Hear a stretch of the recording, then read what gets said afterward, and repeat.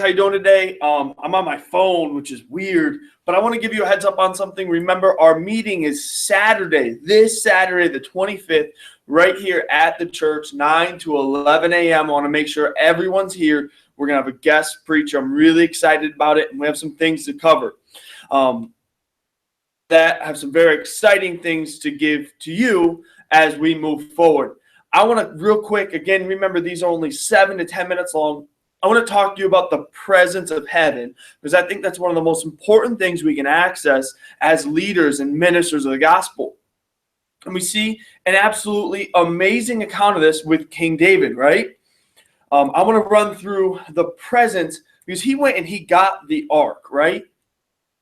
And he's bringing it back to Jerusalem where it belongs. And we see some really cool principles inside of this. And I want to introduce those principles on how to carry the presence where it belongs. Number one, I want to let you know that, and you can take notes. Number one, the presence, it's not built on things, but it's built on people. If you remember, initially they had put it on a cart and cattle were pulling it, and Uzzah was walking behind, and it slipped off, and Uzzah went to catch it, and he actually died. But it was never intended to be moved on things. It was intended to be moved on people. Later, when they started moving it again, the priests were carrying it on their shoulders. And I want to let you know that's how it's always intended to be carried, was by people.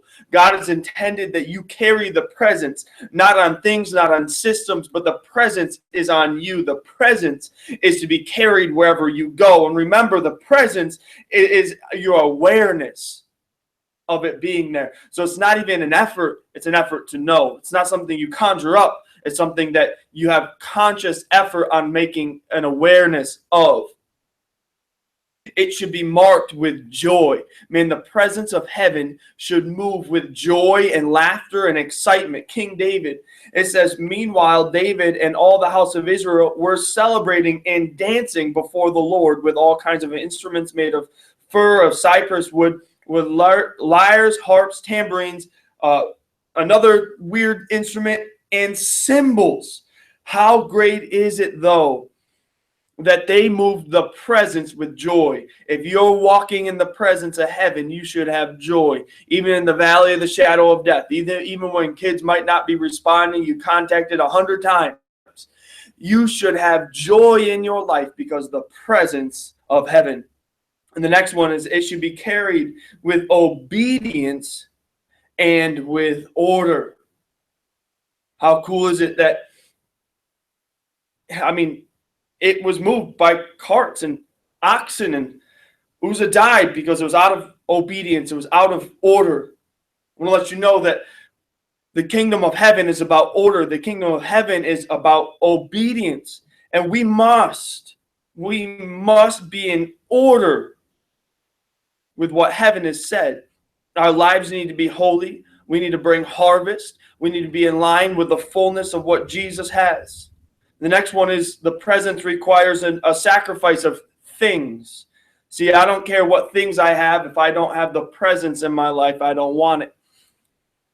And it's pretty crazy, because it says, and those who were carrying the ark of the Lord had gone 6 paces.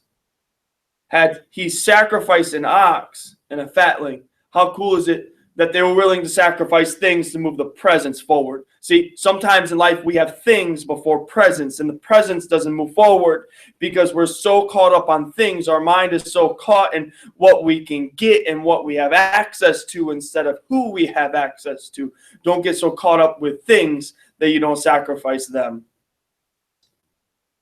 Number 5, you'll have a sacrifice of dignity in your praise. Remember, David was walking into the city and he's dancing, and his outer robe fell off, and Saul's daughter Michal was like, oh, how dignified of the king to dance like this in front of the people.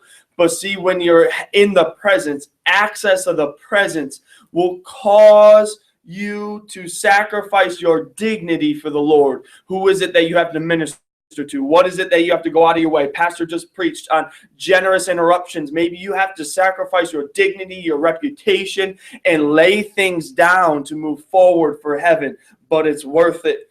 Number 6, it causes to celebrate with generosity. Because remember, when the ark got into the city, It says, when David had finished the offering, the burnt offerings, the peace offerings, he blessed the people in the name of the Lord and distributed to all of them, the entire multitude of Israel, men and women, bread, cake of dates and raisins.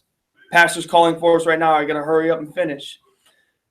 But he sacrificed things because of the presence. He sacrificed for people. He celebrated with generosity. Your life should be marked with generosity. And number one, it will cause the ignorant and religious to question you. Remember what Michael did. Oh, how dignified of the king. Can I tell you, your life should be marked by these 7 things in the presence of heaven as a leader. So here's what I want you to do. I want you to look back through those 7. Where are you missing? Where are you lacking? Let me know and give me a plan on how you're going to fix it. I love you. Plan for Thursday night. I'll see you at Empowering Pastors Conference. Have an amazing day.